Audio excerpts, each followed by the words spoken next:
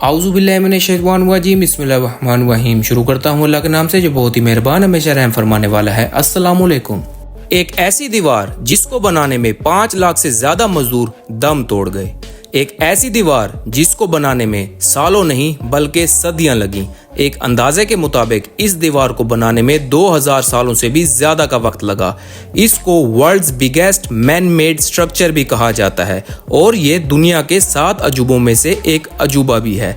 ये इतनी मजबूत है कि ये अब तक अपनी हालत में खड़ी हुई है। अगर इसकी लेंथ की बात की जाए तो ये 21,196 किलोमीटर लंबी है। ये ठंडे और खुश्क रेगिस्तान से शुरू होती है और येलो सी पर जाके एंड होती है। इसको बनाने में 20 से 30 लाख मजदूर लगे थे।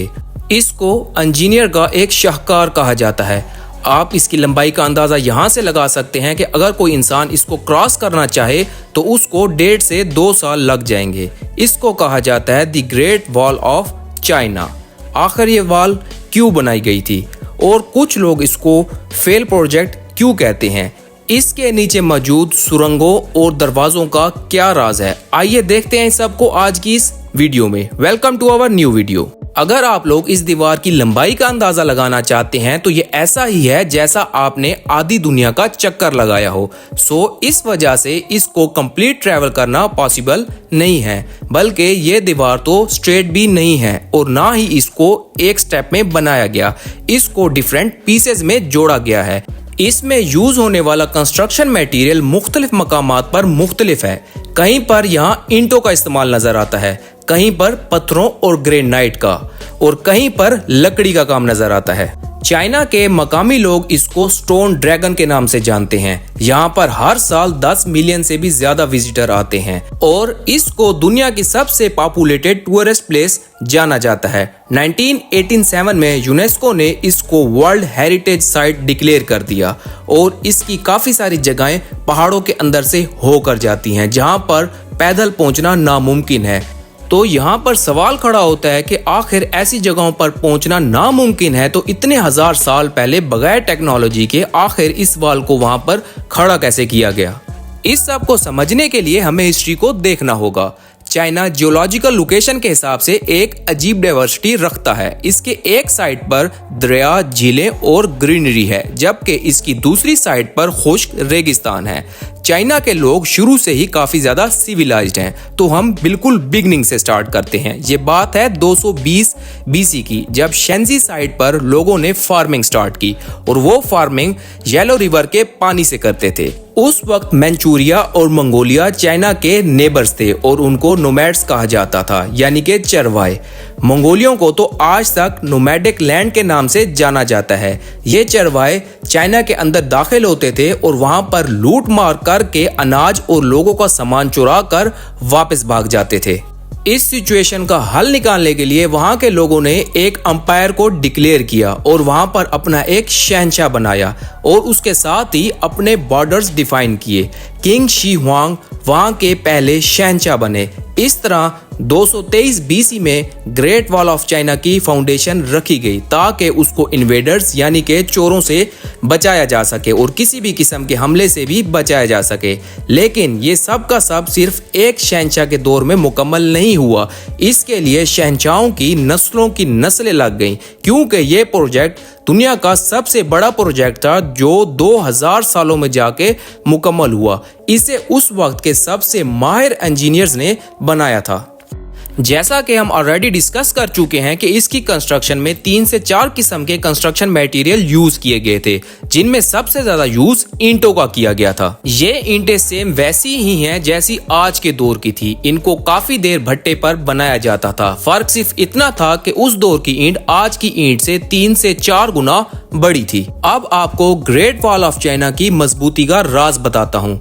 क्योंकि उस दौर में सीमेंट नामी कोई चीज नहीं थी। इंजीनियर ने फैसला किया कि वो लाइमस्टोन और राइस को मिक्स करके एक पेस्ट बनाएंगे जो कि बहुत स्ट्रांग बॉन्डिंग बनाता था और उन्होंने ऐसा ही किया। उन्होंने ईंटों के दरमियान इस पेस्ट को लगाया और हैरानकुन तौर पर ईंटों ने इतनी मजबूती पकड़ी कि आज तक वो अपनी असली हालत में मौजूद है। एक अंदाजे के मुताबिक कम से कम 500 बिलियन ईंटों का इस्तेमाल किया गया था और उनको जोड़ने के लिए सेम मटेरियल यानी कि ये पेस्ट यूज की गई थी। जब दीवार के छोटे छोटे टुकड़े तामीर हो जाते थे तो उसकी बाहर वाली साइड पर चिकनी मिट्टी का लेपा दे दिया जाता था ताकि कोई भी चोर इसको आसानी से क्रॉस ना कर सके। अगर इस दीवार की हाइट की बात की जाए तो इसकी एवरेज हाइट 25 फीट है और इसकी एवरेज विड्थ 16 फीट है। ये इतनी चौड़ी थी कि इसके ऊपर आसानी से 8 से 10 सिपाही चल सकते थे और इसके साथ ही 4 से 5 घुड़सवार इकट्ठे जा सकते थे। अगर आप लोग गौर से इस दीवार को देखें तो इसकी दोनों साइड पर छोटी छोटी बाउंड्रीज दी गई हैं,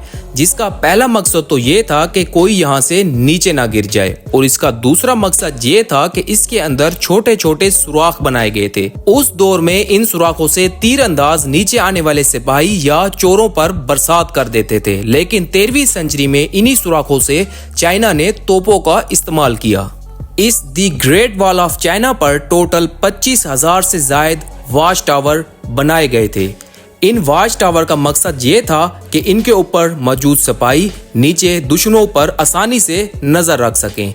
दिन के टाइम अगर कोई खतरा होता तो वो झंडा लहराकर एक वार्निंग दे देते थे, लेकिन रात के वक्त क्योंकि झंडा नजर नहीं आता था, इसी वजह से वो लोग वहां पर आग जलाते थे, जिसकी वजह से पता लग जाता था कि कोई दुश्मन आसपास मौजूद है। एक वॉच टावर से दूसरे वॉच टावर का डिस्टेंस 5 किलोमीटर यानी कि 5000 मीटर था। वॉच टावर की बेस में एक बड़ा सारा कमरा मौजूद था जिसमें आसानी से 20 से 25 सोल्जर्स रह सकते थे। वो वहां पर आराम करते थे और वहां पर खाना भी खाते थे। ये पूरी वॉल ऑफ चाइना एक जिग-जैग पैटर्न में है। अगर आप इसको थोड़ा ऊपर से देखें तो आपको ये सांप की तरह बल खाती हुई नजर आएगी। इस दीवार की बेसमेंट में काफी ज्यादा सुरंगें और दरवाजे भी हैं, जिनका पता सिर्फ और सिर्फ सिपाहियों को होता था। वो इन सुरंगों को इस्तेमाल करते थे ताकि वो लंबा सफर इन सुरंगों के अंदर मौजूद शॉर्टकट को यूज करते हुए थोड़े वक्त में कवर कर सकें। इसको दुनिया का सबसे बड़ा कब्रिस्तान भी कहा जाता है, क्योंकि इसके बनाने के दौरान 4 से 5 लाख मजदूर दम तोड़ गए थे। आबादी वहां से दूर होने की वजह से उनको उसी दीवार के पास गड्ढे खोदकर दफना दिया जाता था।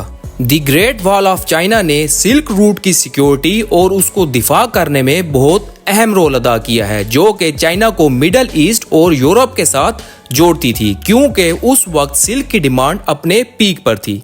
इस दीवार को बनाने में आम लोगों के साथ साथ सिपाही, जेल में मौजूद कैदी और मजदूरों ने मिल के काम किया था। अगर आज के दौर में इतनी बड़ी दीवार बनाई जाए तो एक एस्टिमेटेड कॉस्ट 90 से 95 बिलियन डॉलर आएगी। आखिर इसको एक फेल प्रोजेक्ट क्यों माना जाता है? असल में मंगोल्स इस दीवार के बनने के बावजूद भी इस पर हमला करते रहे, जैसा कि 13वीं सदी में चंगेज खान ने यह दीवार क्रॉस की और चाइना में तबाही मचा दी और उसके बाद 1550 में मंगोल्स दोबारा इस दीवार को क्रॉस करते हैं और बीजिंग के साथ साथ काफी दूसरे शहरों में तबाही मचाकर रख देते हैं। इसके बाद 1644 में मंचू ट्राइब चाइना में दाखिल होते हैं और तख्ता पलट के रख देते हैं।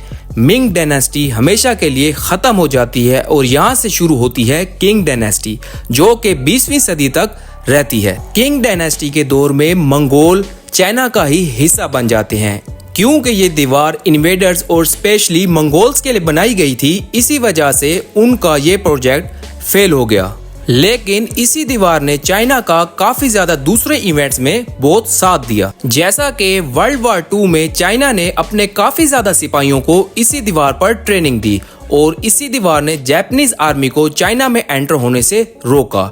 ये थी इस दीवार की कहानी, लेकिन आज के दौर में ये दीवार सिर्फ और सिर्फ एक टूरिस्ट प्लेस है। 1987 में जब इसको एक हेरिटेज साइट डिक्लेयर कर दिया गया तो चाइना की गवर्नमेंट ने अपनी ईंटों और पत्थरों की चोरी से बचने के लिए काफी ज्यादा स्ट्रिक्ट रूल बनाए, क्योंकि लोग इन पत्थरों और ईंटों को एक निशानी के तौर पे वहां से उठाते हैं, लेकिन उनको ये नहीं पता कि वो एक हेरिटेज साइट को डिस्ट्रॉय कर रहे हैं। उम्मीद करता हूँ आप लोगों को वीडियो पसंद आई होगी। अगर वीडियो पसंद आई हो तो चैनल को सब्सक्राइब कर दें। डाटा कलेक्शन में कमी पेशी हो सकती है, अल्लाह पाक कमी पेशी माफ करे। अब मैं इजाजत चाहूंगा, मिलते हैं इसी तरह की किसी और इन्फॉर्मेटिव वीडियो में। अल्लाह हाफिज।